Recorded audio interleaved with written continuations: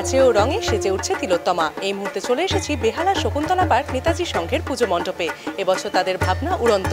আপনারা দেখছেন ইনকোটা টিভি জাগমা দুর্গা 2025-এর পুজো পরিক্রমার রাউন্ড 1। দেখে নেব কতটা এগোলো তাদের পুজো প্রস্তুতি।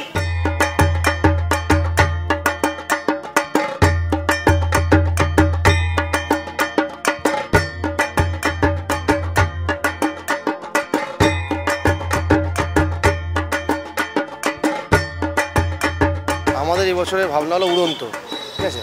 অ্যাকচুয়ালি ভাবনাটা চিন্তাভাবনা আমাদের শিল্পী দিয়েছে। ইজিপ্টে মানে চাষিরা ওখানকার পায়রাদের যেভাবে মানে জীবিকা ওখানে যে আছে, পায়রাদের যে জীবিকা অর্জন করে অর্থনৈতিক দিকটা, সেটা আমরা তুলে ধরবো। ওখানকার পায়রার বাসাগুলো আমরা পিজন্স টাওয়ার বলে ইজিপ্টে, তো এগুলোই তৈরি করা হয়েছে। ওই নির্মিতই আমাদের পূজা মণ্ডপ সেজে উঠেছে। প্রতিমার মধ্যে আমাদের সাবেকিয়ানা তাদের থিম দুটোই ছোঁয়া আছে।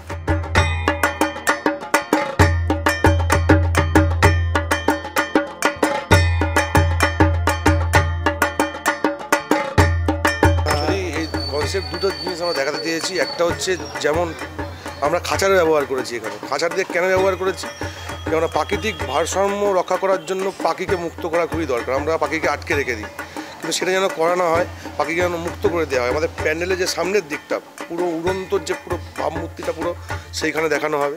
এছাড়া পাখি যে একটা জীবিকারও কাজে লাগে, সেটা যে মিশরের এই সারা বিশ্বের অর্থনৈতিক পরিস্থিতি এত খারাপ, তার মধ্যেও তারা নিজে কী করে জীবনযাপন করে। এই যে পিজন টাওয়ারের মধ্যে যে পায়রাগুলো থাকে, তার ডিমগুলো সংগ্রহ করে এবং তার যে মল আছে সেগুলোকে অ্যাজ এ রাসায়নিক সারের জায়গায় ব্যবহার করে চাষবাস করে তারা।